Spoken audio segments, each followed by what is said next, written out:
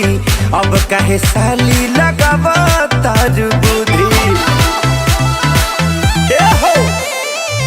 रहु कुआर रंग खेलू कूदी कूदी अब काहे साली लगावा तार बुद्धि त शादी होते मराइल तोहर मोती हाँ हाँ मोती होली खेलब नहीं होई जाए छाती होली खेलब नहीं होई जाए छाती जीजा हो मोरो बड़ा कोती जीजा हो मोरो बड़ा कोती जान जहे कोई दी है हमर कोती जीजा हो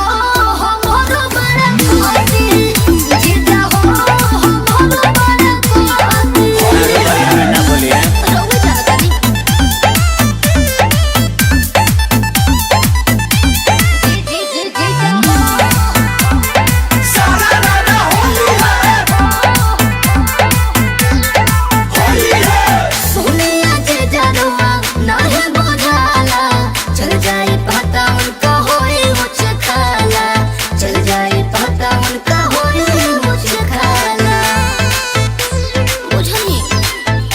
अरे चुप रह बात तू बनवा नयौरी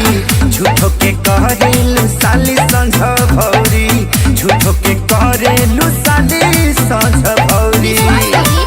तो तोहरा रंग से का बड़ुए अपती हाय अपती होली खेलब नहीं होई जाए छाती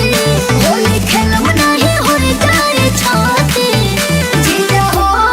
मोरो बड़ा कोती जीजा हो मोरो बड़ा कोती जान जहे कोई दी है हमर कोती जीजा हो मोरो बड़ा कोती जीजा हो मोरो बड़ा कोती रोवे जाता नहीं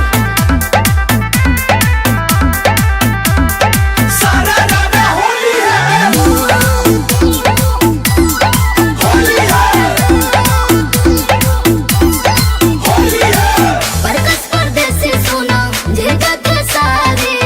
एक दिन के होली पड़े सब दिन के भारी एक दिन के होली पड़े सब दिन के भारी सुना काजी के हो बोली अरे साल भले दिन काहे कहलू कदर हम हई जीजा तोहर कर तनी कदर हम हई जीजा तोहर कर तनी कदर तपसा सोनू आ संजय के पलटी हाँ पलटी होली खेलब नहीं होई जाए छाती होली खेलब नहीं होई जाए छाती जीजा हो मोरो बड़ा कोती जीजा हो मोरो बड़ा कोती जान जहे कोई दी है हमर कोती जीजा हो मोरो बड़ा कोती जीजा हो मोरो बड़ा कोती रोवे जाना तनी